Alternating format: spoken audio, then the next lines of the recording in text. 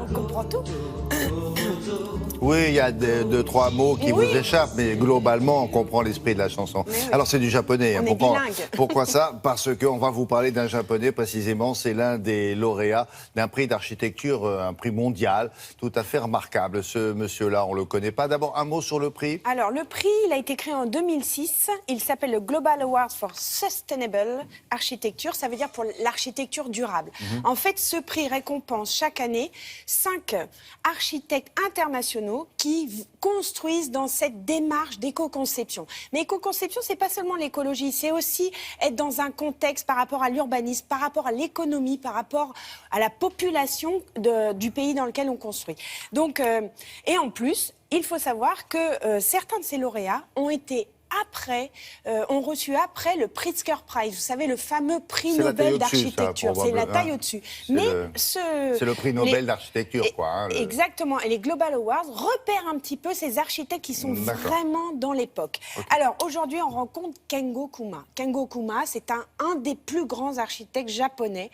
Il parle japonais, donc, effectivement, et anglais. Parce qu'il a fait, et américain plutôt. Oui, parce qu'il a fait ses études aux États-Unis. Il a... Mais non, il y a des Japonais qui ne parlent pas japonais. Vous ne marrez pas, c'est très fréquent.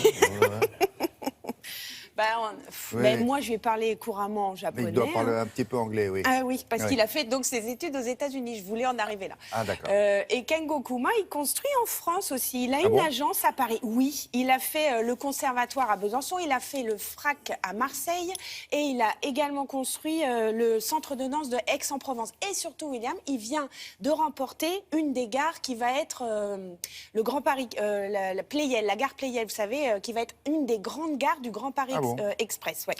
Et surtout, il va faire le stade olympique au Japon pour les JO de 2020. Autant vous dire que c'est... il a du taf, quoi, c'est ça. Ben oui. Taf en japonais, ça veut dire travail. Un grand... Ah oui, Etok. Etok, un grand monsieur, parce que pour un japonais, il est grand. Regardez.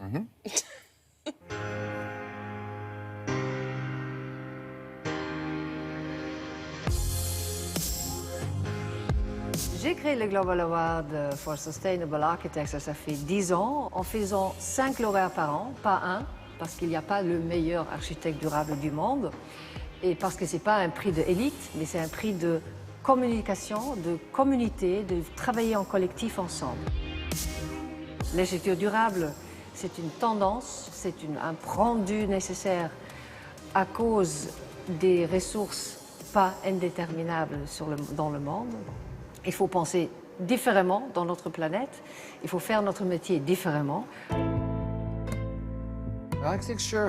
L'architecture d'aujourd'hui est comprise entre le XXe et le XXIe siècle. Au XXe siècle, les seuls matériaux que l'on pouvait utiliser étaient le béton, l'acier et le verre.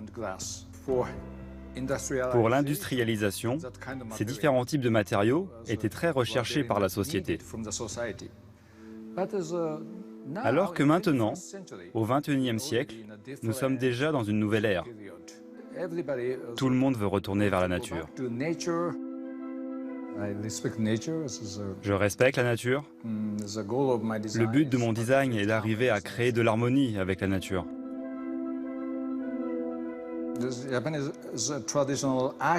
L'architecture traditionnelle japonaise me donne de nombreux conseils parce qu'elle n'utilise que des matériaux naturels.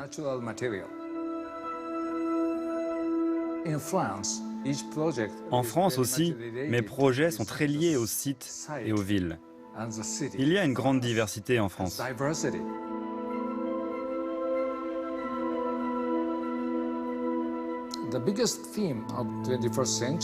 L'enjeu majeur du XXIe siècle est la préservation de la vie.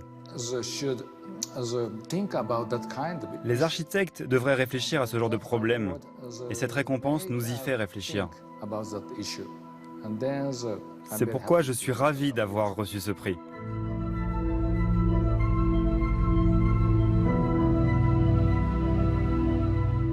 Et là, c'est drôle ce serpentin, là. Curieux. Oui. Et vous avez vu, il travaille aussi beaucoup, vraiment, avec les matériaux naturels, on le disait. Le bois. Le bambou. Il est passionné par tous ces matériaux naturels parce qu'en fait, Kengo Kuma, il a été élevé dans une petite maison japonaise et il n'a de cesse que de reconstruire ça.